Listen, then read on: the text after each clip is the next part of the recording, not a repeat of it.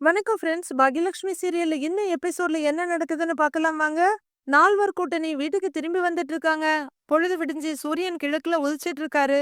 டேய் வீட்டுக்கு போற இன்னும் எவ்வளோ நேரம் ஆகும்டான்னு ஈஸ்வரி கேக்குறாங்க. இன்னொரு 2 மணி நேரத்துல போயிடலாம் பாட்டி. இதோ சென்னை கிட்ட வரப்போறோம்னு செழியன் சொல்றாரு. அம்மா நல்ல தூக்கம் போல இருக்கு. மழை பெஞ்சது கூட தெரியாம தூங்கிட்டு இருக்கீங்க அப்படின்னு கோபி சொல்ல. ரொம்ப டயர்டுடா, அதான் தூங்கிட்டேன். ஆமா, உனக்கு மாத்திரை ஏதாவது போடணுமான்னு ஈஸ்வரி கேக்குறாங்க. நான் ஏற்கனவே போட்டேம்மான்னு புன்னகை மன்னன் சொல்ல, சரிங்கிறாங்க ஈஸ்வரி. செழியா, எங்கேயாவது நின்னு ஒரு காஃபி சாப்பிட்டு போலாமாடான்னு கோபி கேட்க, ஷியோர் கண்டிப்பாப்பாங்கிறாரு செழியன்.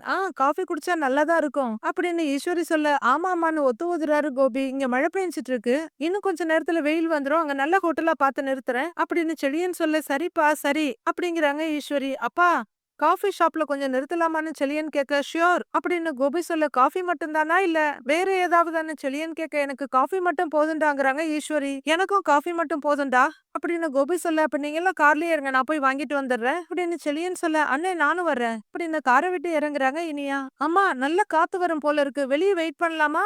ஏசி காத்து எனக்கு ரொம்ப கோல்டா இருக்குன்னு கோபி கேட்க, நிக்கலாங்கன்னுங்கிறாங்க. 2 பேரும் டோரை ஓபன் பண்ணி கீழே இறங்குறாங்க. அம்மாவும் பையனும் காருக்கு முன்னாடி வந்து நின்னுட்டு இங்கே அங்கன்னு பாக்குறாங்க. மகனை பாக்குற ஈஸ்வரி, கோபி இப்பதான்ப்பா உன் முகம் நல்லா தெளிவா இருக்கு. நானுமே ரொம்ப சந்தோஷமா இருக்கேன். எந்த பிரச்சனையும் இல்லாம இப்படி வெளியே வந்து ரொம்ப நாள் ஆயிடுச்சு. நம்ம குலதெய்வம் நினைச்சதை நடத்தி கொடுக்கும்பா. நான் வேண்டிக்கிட்டபடி நீ நோய் நொடி இல்லாம ரொம்ப வருஷத்துக்கு ரொம்ப நல்லா இருப்ப அப்படின்னு ஈஸ்வரி சொல்ல, ஆமான்னு சந்தோஷமா தலையாட்டுறாரு கோபி. இனியா முன்னாடி வர்றாங்க. டேடின்னு கூப்பிட்டுட்டு வர, எதுக்கு இப்ப சிப்ஸ் வாங்கின? உங்க அம்மா இருந்தா திட்டுவாள்ல அப்படின்னு ஈஸ்வரி கேட்க, அதான் அம்மா இங்க இல்லையே அப்படின்னு ஜாலியா குதிச்சுக்கிட்டே இனியா ஏஸ் பாக்கெட்டோட அந்த பக்கம் போறாங்க. அத ரசிச்சு பாத்துட்டு இருக்க கோபி கிட்ட, நீ என்னதான் வேணான்னு உதறிட்டு போனாலும் இப்ப நீ இங்க இருக்க பாரு, இதுதான் உன் வீடு. இப்போ உன் கூட இருக்கிறவங்க தான் உன் குடும்பம். இவங்க கூட இருக்கும்போதுதான் நீ சந்தோஷமா இருக்க. நீ ராதிகாவை கல்யாணம் பண்ணிட்டு போனதுக்கு அப்புறம் எத்தனையோ நாள் உங்க அப்பா கிட்ட சொல்லி நான் அழுதுருக்கேன்பா. அவருமே ரொம்ப வருத்தப்பட்டிருக்காரு. நீ பாக்யா உன் குழந்தைங்கன்னு நீங்க எல்லாரும் ஒன்னா சேர்ந்து வாழ்றத அவர் பார்க்கணும்னு ஆசைப்பட்டிருந்தாரு.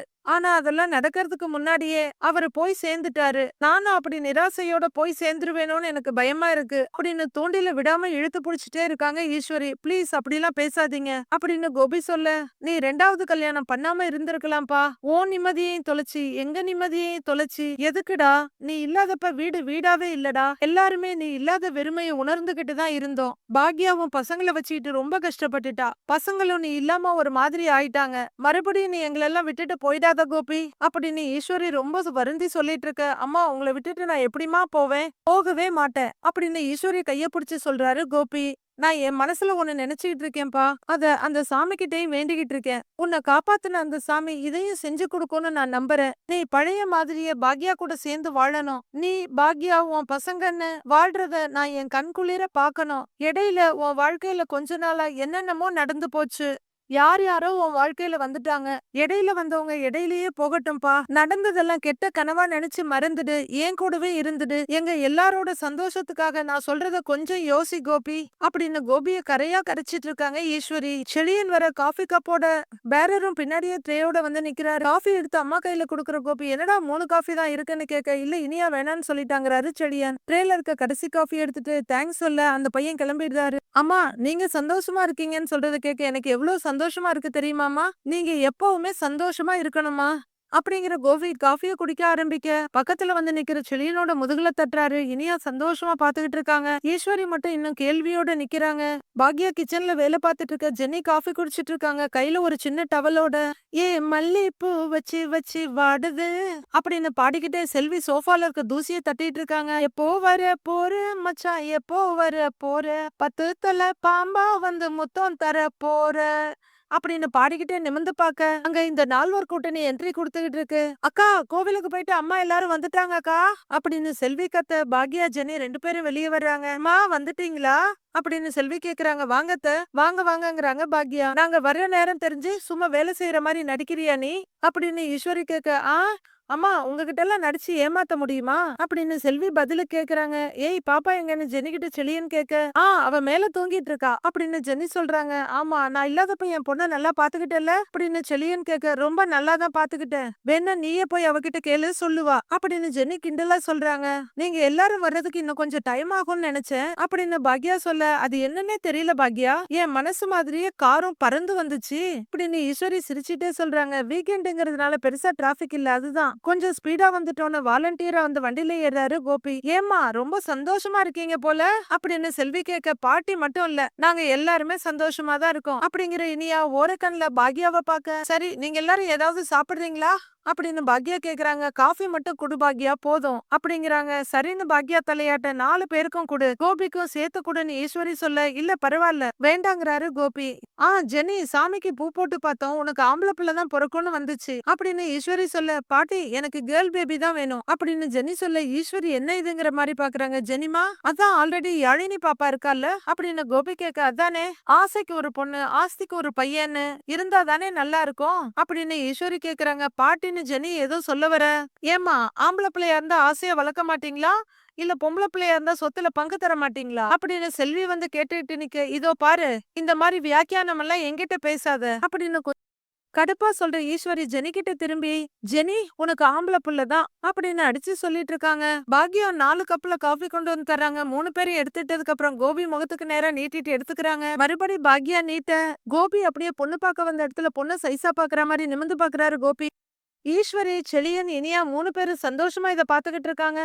ஜெனியும் செல்வியும் கொஞ்சம் அதிர்ச்சியா பாத்துக்கிட்டு இருக்காங்க. மெதுவா காஃபி கப்பை எடுக்கிற கோபி, தேங்க்யூ அப்படின்னு சொல்லிட்டு காஃபிய குடிக்க ஆரம்பிக்க, நான் உங்ககிட்ட கொஞ்சம் பேசணுங்கிறாங்க பாக்யா. எங்கிட்டயா பேசு பாக்யா அப்படின்னு கோபி சொல்ல, இங்க இல்ல தனியா பேசணுங்கிறாங்க பாக்யா. என்ன பேசணும்னு கோபி கேட்க, அதான் தனியா பேசணும்னு சொல்றல்ல அப்புறம் இங்க வச்சு கேட்டா எப்படி சொல்லுவா. ஓ பாக்யா கூட பொண்ணு டன் டன்னா வழிஞ்சிட்டு சொல்றாங்க ஈஸ்வரி. என்ன பேசுறான்னு கேளு, இதோ என் ரூம்ல போய் பேசுங்க அப்படின்னு ஈஸ்வரி சொல்ல, காஃபி கொண்டு வந்திருக்க ஆறிட போகுது குடிச்சிட்டு வந்துட்டுமான்னு கோபி கேட்க, சரின்ற மாதிரி தலையாட்டுறாங்க பாக்யா. காஃபிய குடிச்சிட்டு கோபி எழுந்து நடக்க ட்ரேய வச்சுட்டு பாக்யாவும் திரும்புறாங்க. பாக்யா என்ன பேச போறேன்னு எனக்கு தெரியாது, ஆனா என்ன வேணாலும் பேசு, அத கொஞ்சம் யோசிச்சு பேசு, நிதானமா பேசு, கோபிக்கு இப்பதான் ஆபரேஷன்லாம் முடிஞ்சிருக்கு, அதையெல்லாம் மனசுல வச்சுக்கிட்டு பேசு அப்படின்னு ஈஸ்வரி சொல்ல, சரிங்க அத்த அப்படின்னு தலையாட்டுற பாக்யாவும் போறாங்க. சாமி கிட்ட வேண்டிட்டு பழிக்க போகுதுன்ற சந்தோஷத்துல ஈஸ்வரி செழியன் இனியா 3 பேரும் உட்கார்ந்துருக்க தலையில அடிச்சிட்டு பாத்துட்டு இருக்காங்க. ஜெனி ரூம்குள்ள வந்த கோபி உட்கார்ந்துட்டு இருக்க ஒரு பக்கமா திரும்பி நிக்கிறாங்க பாக்யா. பாக்யா ஏன் நின்னுட்டு இருக்க, உட்காரு வந்து உட்காரு, உட்கார்ந்து பேசுவோமே. ஆமா ஏதோ பேசணும்னு சொன்னியே, என்ன பேசணும், வீட்ல ஏதாவது பிரச்சனையா அப்படின்னு திக்கி திணறி கோபி கேட்க, வீட்ல ஏதாவது பிரச்சனைனா அதை சரி பண்றதுக்கு நான் இருக்கேன், உங்ககிட்ட நான் ஏன் சொல்ல போறேன் அப்படின்னு பாக்யா கேட்க, அது சரி அது சரி, இது நியாயமான பேச்சு அப்படின்னு கோபி சொல்றாரு. ட்ரிப் நல்லபடியா முடிஞ்சதா அப்படின்னு பாக்யா கேட்க, எஸ் நல்லபடியா முடிஞ்சதுன்னு ரொம்ப முகத்துல பிரைட்னஸோட சொல்றாரு கோபி. நல்ல சுவாமி தரிசனம், இப்ப வரைக்கும் அந்த மாதிரி தரிசனம் பண்ணதே இல்ல, அவ்வளவு நல்லா இருந்துச்சு.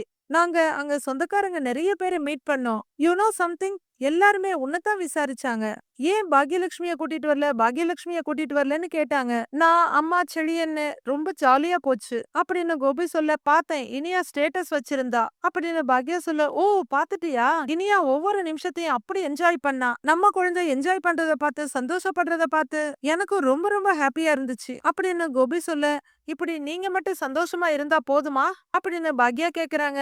நான் தான் சொன்னேனே, நான் அம்மா செழியன் இனியா எல்லாருமே சந்தோஷமா இருந்தோங்கிறாரு கோபி. ராதிகான்னு ஒருத்தங்க இருக்காங்க, மிஸ்ஸஸ் ராதிகா கோபிநாத், அது உங்களுக்கு ஞாபகம் இருக்கா இல்லையா அப்படின்னு பாக்யா கேட்ட, கோபிநாத் முகத்துல மின்னல் வெட்டுது. ஏன் பாக்யா இப்படி கேக்குற, எனக்கு நல்லாவே ஞாபகம் இருக்கு, இன்ஃபேக்ட் நான் கோவிலுக்கு கிளம்பும் போது மெசேஜ் அனுப்பிச்சேன், இந்த மாதிரி கோவிலுக்கு அம்மா கூட போறேன், அம்மா வேண்டுதல் பண்ணிருக்காங்க, நான் போயிட்டு வந்துடுறேன்னு சொல்லி இருந்தேங்கிறாரு கோபி. அவங்க என்ன சொன்னாங்கன்னு பாக்யா கேட்க, மெசேஜ் பார்த்தான்னு நினைக்கிறேன், ஆனா எதுவும் ரிப்ளை பண்ணல, ராதிகாவை பத்தி தான் உனக்கு தெரியுமில்ல, ஆபீஸ் அது இதுன்னு ஏதாவது பிஸியா இருந்திருப்பாங்கிறாரு கோபி.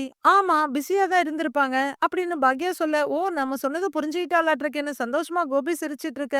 ஆமா தனியாளா வீட்டை காலி பண்றதுனா ஒண்ணும் சாதாரண விஷயம் இல்ல அப்படின்னு பாக்யா சொல்ல, மின்னல் அடிக்குது கோபி முகத்துல. வாட் என்ன சொல்ற, ராதிகா ராதிகா வீட்டை காலி பண்றாளா, இல்லையே அன்னைக்கே நான் அந்த விஷயம் வந்தப்போ சொன்னேனே, வீட்டெல்லாம் காலி பண்ண வேணாம், நாம பொறுமையா பேசிக்கலான்னு. எதுக்கு எதுக்கு இப்ப திடீர்னு ஒரு முடிவெடுத்தா? பாக்கியா அப்படி பாக்காத ப்ளீஸ். எனக்கு இது சுத்தமா தெரியாது. சுத்தமா எனக்கு ஒண்ணுமே தெரியாது அப்படின்னு கோபி படபடன்னு பேசிட்டு இருக்க ராதிகாவை நான் அவங்க வீட்டுக்கு போய் நேத்து பார்த்தேன். அவ்வளவு கெத்தா பார்த்த ராதிகா இப்போ மொத்தமா நொறுங்கி போயிருக்காங்க. எதை எதையோ நினைச்சு புலம்பிட்டு இருக்காங்க அப்படின்னு பாக்யா சொல்ல, ஐ டோன்ட் அண்டர்ஸ்டாண்ட். ராதிகாவுக்கு என்ன பிரச்சனை? எனக்கு ஒண்ணும் புரியலையே அப்படின்னு கோபி கேட்க, என்னதான் புரிஞ்சது உங்களுக்கு? இது புரியறதுக்கு ஒரு உதாரணத்துக்காக சொல்றேன். ராதிகாவுக்கு உடம்புக்கு முடியாம போகுது, இல்ல வேற ஏதோ பிரச்சனை வருது. அவங்க அம்மா அண்ணன்னு எல்லாரும் வர்றாங்க. ராதிகாவை நாங்க பாத்துக்கிறோம்னு சொல்லி கூட்டிட்டு போறாங்க. நீங்க அவங்கள பார்க்கவே கூடாதுன்னு சொல்றாங்கன்னு வைங்களேன், அத நீங்க எப்படி எடுத்துப்பீங்க அப்படின்னு பாக்யா கேட்க, தொட்டு தாலி கட்டின பொண்டாட்டிய பார்க்க கூடாதுன்னு சொன்னா அது எப்படி முடியும்னு கோபி கேக்குறாரு. இப்ப சொல்றாங்களே உங்க வீட்ல, அது மாதிரிதான் ராதிகா உங்க மனைவி. நீங்க விருப்பப்பட்டு போராடி கல்யாணம் பண்ணிக்கிட்ட உங்க மனைவி. அதுக்கான முக்கியத்துவத்தை நீங்க அவங்களுக்கு கொடுக்கணுமா இல்லையா? கொஞ்சம் கூட அவங்கள பத்தி கவலையே படாம இருந்தா எப்படி அப்படின்னு பாக்யா கேட்க, இல்ல பாக்யா, எனக்கு உடம்பு சரியில்லை, அம்மாவுக்காக இங்க வீட்டுல இருக்கேன், எனக்கு உடம்பு குணமான உடனே நான் வந்துடுறேன்னு சொல்லியிருக்கேன் அப்படின்னு கோபி சொல்ல, நீங்க போற வரைக்கும் அவங்க வாசலையே பாத்துக்கிட்டு உட்கார்ந்து இருப்பாங்களா அப்படின்னு நீங்க நினைக்கிறீங்களான்னு பாக்யா கேட்க, இல்ல பாக்யா அப்படிலாம் ஒண்ணும் இல்ல பாக்யா அப்படின்னு கோபி சொல்றாரு. மயுவோட பர்த்டே கூட நீங்க போக முடியல, ராதிகா கூட சரியா பேசவும் முடியல, ஆனா உங்க அம்மா கூட சேர்ந்துகிட்டு ஜாலியா ஊர் சுத்த மட்டும் முடியுது இல்ல? எப்படி உங்களால எந்த கவலையுமே இல்லாம இருக்க முடியுது? எப்படி கொஞ்சம் கூட பொறுப்பே இல்லாம நடந்துக்க முடியுது அப்படின்னு பாக்யா வரிசையா கேட்க, நான் என்ன பண்றது? அம்மா தான் ஏதோ வேண்டுதல், உடனே போயாகணும்னு சொன்னாங்கன்னு அம்மா மேல பழிய திருப்புறாரு கோபி. அம்மாவுக்காக நீங்க செய்யுங்க, நான் வேண்டான்னு சொல்லல. அதுக்காக எப்பவுமே அம்மா அம்மா அம்மான்னு இருக்கணும்னு இல்லல்ல. நாளைக்கே இனியாவுக்கு கல்யாணம் ஆகும். அவ கல்யாணம் பண்ணிக்கிற பையனும் இப்படி அவளை பத்தி கவலைப்படாம அவன் அம்மாவை பத்தியே யோசிச்சுட்டு இருந்தா உங்களுக்கு எப்படி இருக்கும்? கோவப்படுவீங்களா இல்ல என்ன மாதிரியே இருக்கானேன்னு நினைச்சு சந்தோஷப்படுவீங்களா அப்படின்னு பாக்யா கேட்க, கோபிக்கு செவிலில் அடிச்ச மாதிரி இருக்கு. உங்களுக்கு அறிவுரை சொல்றதுக்கோ புரிய வைக்கிறதுக்கோ நான் யாரும் இல்லதான். ஆனா நீங்க உயிருள்ள ஒரு மனுஷியோட உணர்வுகளோட விளையாடிக்கிட்டு இருக்கீங்க. அவங்கள பத்தி எந்த விதமான கவலையும் இல்லாம இருக்கீங்க. ரொம்ப ரொம்ப சுயநலவாதி மாதிரி நடந்துகிட்டு இருக்கீங்க அப்படின்னு பாக்யா சொல்ல, அப்படிலாம் ஒண்ணும் இல்ல பாக்யான்னு மறுக்கிறாரு கோபி. உங்களுக்கு தேவைப்படுற நேரத்துல தேவைப்படுற எல்லாமே கிடைச்சிருக்கு. ராதிகா எங்க போயிட போறாங்க? எப்ப வேணாலும் அவங்க கிட்ட திரும்பி போய்க்கலாங்கிற எண்ணம் உங்ககிட்ட இருக்கு. அதனாலதான் இப்படி எல்லாம் நீங்க நடந்துகிட்டு இருக்கீங்க. ஆனா நீங்க எப்ப திரும்ப போனாலும் அவங்க உங்களுக்காக காத்துட்டு இருப்பாங்கன்னு மட்டும் நினைக்காதீங்க மிஸ்டர் கோபிநாத். இன்னைக்கு வீட்டை விட்டு போனவங்க நாளைக்கு உங்க வாழ்க்கையை விட்டும் கூட போகலாம் அப்படின்னு பாக்யா சொல்ல, கோபிக்கு பயங்கர அதிர்ச்சி. ராதிகா ரொம்ப விரக்தியா பேசுறாங்க. வாழ்க்கையே தொலைஞ்சு போச்சுன்னு நினைச்சிட்டு இருக்காங்க. உங்களுக்கு மனசாட்சின்னு ஒண்ணு இருந்தா அவங்கள போய் பாருங்க. கொஞ்சமாவது ராதிகா மேல உங்களுக்கு அக்கறை இருக்க மாதிரி நடந்துக்கோங்க. இல்ல நான் போக மாட்டேன், என் அம்மா கூட தான் இருப்பேன்னு நீங்க சொன்னாலும் அது உங்களோட விருப்பம். ஆனா அப்படி நீங்க பண்ணுனீங்கன்னா உங்கள மாதிரி ஒரு சுயநலவாதி இந்த உலகத்திலேயே இருக்க மாட்டாங்க அப்படிங்கிற பாக்யா பேசாம திரும்பி போக, பாக்யா பாக்யா ஒரு நிமிஷம்னு கூப்பிட்டு நிக்கிறாங்க. திரும்பி பாக்குறாங்க. திரும்பி பாக்குற பாக்யா கிட்ட, தேங்க்யூ, இப்ப கூட என்ன பத்தி யோசிச்சு வந்து அட்வைஸ் பண்றியே, எவ்வளவு பெரிய விஷயம். நான் உனக்கு எவ்வளவு துரோகம் பண்ணிருக்கேன், என்ன பத்தியே கவலைப்பட்டு எனக்கு அட்வைஸ் பண்றியே. யூ ஆர் ரியலி கிரேட் பாக்யா அப்படின்னு கோபி சொல்லிட்டு இருக்க பக்கத்துல வர்ற பாக்யா, உங்களை பத்தி யோசிக்க நான் யாருமே இல்ல, நான் ராதிகாவை பத்தி மட்டும்தான் யோசிக்கிறேன். தெரிஞ்சோ தெரியாமலோ நானும் இந்த நாடகத்துக்குள்ள வந்து சிக்கிக்கிட்டேன். நானாவது கொஞ்சம் நியாயமா நடந்துக்கணும்னு யோசிக்கிறேன் அப்படின்னு பாக்யா சொல்ல, இல்ல நீ என்ன சொன்னாலும் கிரேட் கிரேட் பாக்யா, you are a great person அப்படின்னு கோபி சொல்ல, டென்ஷன் ஆகுற பாக்யா, இங்க பாருங்க, நீங்க சொல்ற கிரேட்னஸ் எனக்கு வேண்டாங்க. இன்னும் கொஞ்ச நேரத்துல உங்க ஒய்ஃப் இங்க இருந்து கிளம்பி போயிடுவாங்க. அவங்க கிளம்பிட்டாங்கன்னா அதுக்கப்புறம் அவங்கள நீங்க பார்க்கவே முடியாதபடி கூட ஆயிடலாம். அத பத்தி மட்டும் யோசிங்க அப்படிங்கிற பாக்யா வேகமா வந்து கதவை திறந்துட்டு வெளியே போறாங்க. மத்தவங்க எல்லாரும் டெலிவரி வார்டுக்கு வெளியே தவிப்போட நிக்கிற மாதிரி பாத்துட்டு நிக்கிறாங்க. பாக்யா வெளியே வந்து அடுத்த செகண்டே, பாக்யா கோபி எங்க அப்படின்னு ஈஸ்வரி கேட்க, வருவாரு அப்படின்னு பாக்யா சொல்றாங்க. பேசிட்டியா அப்படின்னு ஈஸ்வரி கேட்க, பேசியாச்சு அப்படிங்கிறாங்க பாக்யா. என்ன பேசுன அப்படின்னு ஈஸ்வரி கேட்க, அவரே வந்து சொல்லுவாரு அப்படின்னு பாக்யா சொல்ல, ஏன் நீ சொல்ல மாட்டியா அப்படின்னு ஈஸ்வரி கேக்குறாங்க. இல்ல அப்படின்னு பாக்யா சொல்லிட்டு இருக்கும் போதே கதவை திறந்துகிட்டு மெதுவா வெளியே வர்றாரு கோபி. ரெண்டு பேரும் என்ன பேசுனீங்கன்னு இனியா கேட்க, அம்மா நான் கொஞ்சம் வெளியே போயிட்டு வந்துடுறேம்மா அப்படின்னு கோபி ஈஸ்வரி கிட்ட சொல்றாரு. எங்க போற அப்படின்னு ஈஸ்வரி கேட்க, ராதிகாவை பாத்துட்டு வந்துடுறேம்மா அப்படின்னு கோபி சொல்ல, எல்லாருமே திடுக்கிட்டு போறாங்க. அவளை ஏன்டா நீ பாக்கணும் அப்படின்னு ஈஸ்வரி கேட்க, அது ஒரு முக்கியமான விஷயம் பேச வேண்டி இருக்கு, வந்துடுறேம்மா, ஒரு 10 நிமிஷத்துல வந்துடுறேன் அப்படின்னு கோபி சொல்ல, உன் ஃப்ரெண்ட பத்தி பேசதான் இவனை தனியா கூட்டிட்டு போனியா? நான் கூட வேற என்னமோன்னு நினைச்சேன் அப்படின்னு ஈஸ்வரி சொல்ல, வேற என்ன இருக்கு நான் பேசுறதுக்கு அப்படின்னு பாக்யா வெடுக்குன்னு கேக்குறாங்க. கோபி, நீ அவளை பார்க்க போக கூடாது அப்படின்னு ஈஸ்வரி சொல்ல, அது நீங்க சொல்ல முடியாது அப்படின்னு பாக்யா சொல்றாங்க. அம்மா, நீ ஏம்மா ஏதாவது குழப்பம் பண்ணிக்கிட்டே இருக்க அப்படின்னு இனியா உள்ளர வந்து கேட்க, நீ வாய மூடிட்டு சும்மா இரு சொல்லிட்டேன்னு கத்துறாங்க பாக்யா. அம்மா இப்பதானே ஊர்ல இருந்து வந்தோம், அவருக்கும் டயர்டா இருக்கும்ல, கொஞ்ச நேரம் ரெஸ்ட் எடுக்கட்டுமேமா அப்படின்னு செழியன் சொல்ல, இவரு ரெஸ்ட் எடுத்துக்கிட்டே இருந்தா அவங்க வீட்டை காலி பண்ணிட்டு போயிடுவாங்க அப்படின்னு பாக்யா சொல்றாங்க. நேத்துல இருந்து போறேன் போறேன்னு சொல்லிக்கிட்டு இருக்கா, இன்னும் போகலையா? என்ன பூச்சாண்டி காட்டுறாளா? புருஷன் கொஞ்ச நாள் அம்மா வீட்ல இருந்தா பொண்டாட்டி கோச்சிட்டு வீட்டை காலி பண்ணிட்டு போயிடுவாளா? எந்த ஊர்ல நடக்கும் இந்த கூத்து?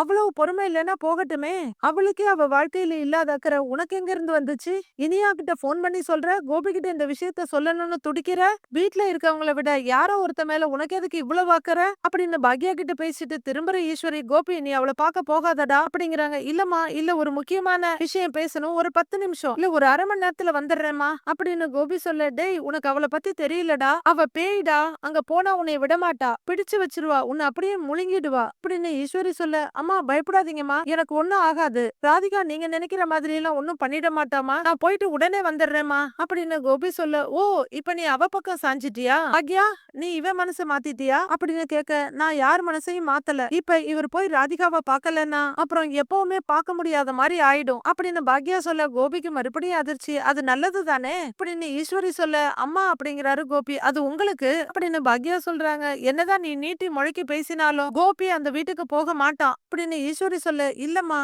இல்ல, இப்ப கூட நான் போகலன்னா அப்புறம் ரொம்ப ரொம்ப தப்பாயிடுமா அப்படின்னு கோபி சொல்ல, பாட்டி சொல்றது கேளுங்க டாடி அப்படின்னு இனியா சொல்ல, வாய மூடிட்டு நீ சும்மா இரு இனியா அப்படின்னு பாக்யா மறுபடியும் கத்துறாங்க. டாடி இங்க இருக்கிறது உனக்கு பிடிக்கலமா, வீட்டை விட்டு இப்ப அவரு போகணும், அதுக்கு தானே நீ இந்த மாதிரி எல்லாம் பண்ணிட்டு இருக்க அப்படின்னு இனியா கேக்குறாங்க. இவர் இங்க இருக்கிறது எனக்கு பிடிக்கலதான், நான் இல்லன்னு சொல்லல, இப்போ இவரை ராதிகா வீட்டுக்கு போக சொன்னது வேற ஒரு காரணத்துக்காக, அதெல்லாம் உனக்கு சொன்னா புரியாது அப்படின்னு பாக்யா சொல்ல, அம்மா இங்க பாருங்கம்மா, எல்லாத்தையும் ஒரு பெரிய இஷ்யூ ஆக்காதமா அப்படின்னு செலியன் சொல்றாரு. இஷ்யூ ஆக்குறது வேற ஒருத்தர், அந்த இஷ்யூவுக்கு நான் சொல்யூஷன் தான் கொடுத்துட்டு இருக்கேன் அப்படிங்கிற பாக்யா வெடுக்குன்னு திரும்பி கிச்சனுக்குள்ள போயிடுறாங்க. டேய் இவளுக்கு என்னமோ ஆயிடுச்சுடா, பேய் பிடிச்சிருக்கு, அதான் இவ கண்டபடி உளர்றா, இவ பேச்செல்லாம் கேட்காத அப்படின்னு ஈஸ்வரி சொல்ல, இல்லம்மா பாக்யா சொல்றதுதான் கரெக்டுமா, நான் ராதிகாவை பார்த்துட்டு உடனே வந்துடுறேம்மா, 5 நிமிஷத்துல வந்துடுறேம்மான்னு சொல்லிட்டு கோபி வெளியே நடக்க ஆரம்பிக்கிறாரு. கோபி டேய், கோபி டேய் அப்படின்னு ஈஸ்வரி கூப்பிட்டுட்டு இருக்காங்க. டாடி அப்படின்னு இனியா ஒரு பக்கம் கூப்பிட்டுட்டு இருக்காங்க. இப்பவாவது இந்த ஆளுக்கு அறிவு வந்து திருந்து வரான்ற பார்வை பாக்குறாங்க பாக்யா. மீதி என்ன நடக்க போகுதுங்கிறத நாளைக்கு பார்க்கலாம் ஃப்ரெண்ட்ஸ்.